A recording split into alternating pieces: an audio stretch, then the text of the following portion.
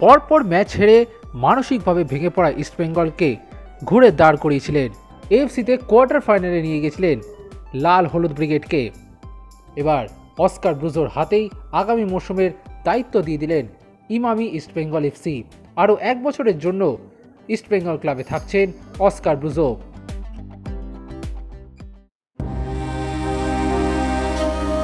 তুমি না থাকলে সকালটা এত তেতো হতো না। তুমি না থাকলে ঝড় বৃষ্টি মাথায় ঝরতো না। থ্যাংক ইউ বাবা মা, ভাগ্যিস সেদিন সকালে ঘুম ভাঙিয়ে খেলার মাঠে পাঠিয়েছিলে।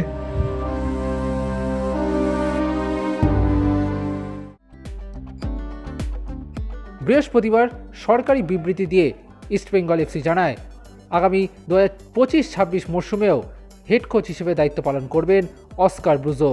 বলা বাহুল্য, বৃহস্পতিবার অস্কার ব্রুজোর জন্মদিন। 48 বছর বয়সে পা দিলেন তিনি। নিজের জন্মদিনে এমন বড় সুখবর পেলেন স্প্যানিশ এই হেড কোচ।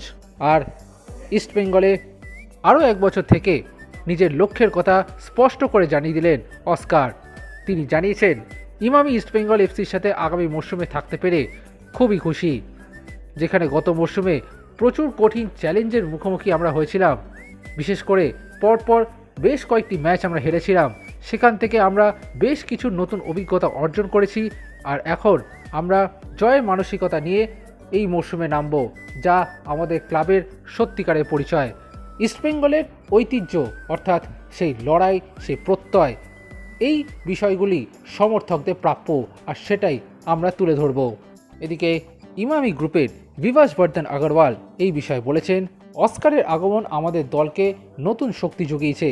ওনার দর্শন আমাদের ক্লাবকে সাফল্যের পথে নিয়ে যাবে এমনটাই আশা রাখি, এবং তার অনুপ্রেরণা আমাদের খেলোয়াড়দের কাছে এবং সমর্থকদের কাছে একজন সত্যিকারের নেতা হিসেবে তুলে ধরেছেন অস্কারকে, সেটা স্পষ্ট।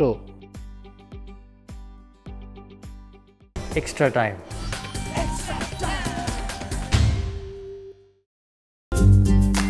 লেটেস্ট নিউজ আর এক্সক্লুসিভ ভিডিওর সঙ্গে আপডেট থাকতে এখনই সাবস্ক্রাইব করুন আমাদের ইউটিউব চ্যানেল।